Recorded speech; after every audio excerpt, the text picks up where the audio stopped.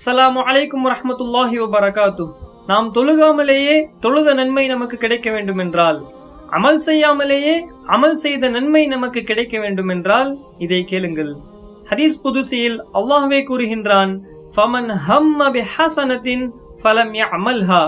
யார் ஒருவர் நல்ல அமலை செய்ய வேண்டும் என நினைத்து அதை செய்ய முடியாமல் போனால், கதபல்லாஹு லஹு இன்தஹு ஹஸனத்தன் காமிலா.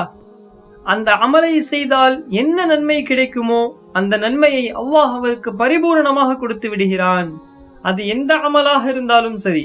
நாம் இரவு எழுந்து தொழுக வேண்டும் என நினைக்கிறோம், ஆனால் நம்மால் தொழ முடியாமல் போனால் நாம் தொழுதால் என்ன நன்மை கிடைக்குமோ அந்த நன்மையை அல்லாஹ் நமக்கு பரிபூரணமாக கொடுத்து விடுகின்றான். இது நாம் அமல் செய்ய நினைத்ததற்கான கூலி. அந்த அமலை நாம் செய்துவிட்டால் அதற்கான கூலியை அல்லாஹ் 2 மடங்காக, 4 மடங்காக, 8 மடங்காக, இல்லை 10 மடங்காக அல்லாஹ் அதிகப்படுத்தி கொடுக்கின்றான்.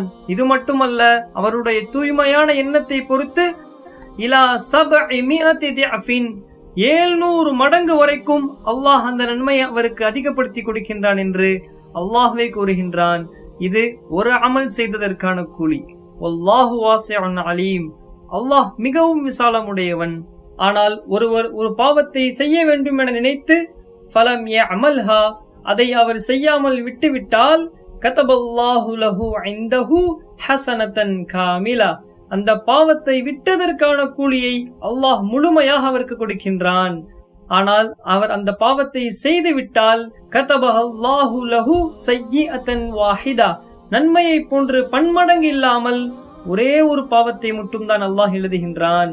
வல்லாஹு அர்ஹமுர் ராஹிமீன். அல்லாஹ் அடியார்களின் மீது எவ்வளவு இரக்கமுடையவனாக இருக்கின்றான். அல்லாஹ் நம்மை அதிகமாக நன்மை செய்யக்கூடியவர்களாகவும் பாவத்தை விட்டும் பாதுகாத்தவர்களாகவும் அல்லாஹ் நம்மை ஆக்குவானாக.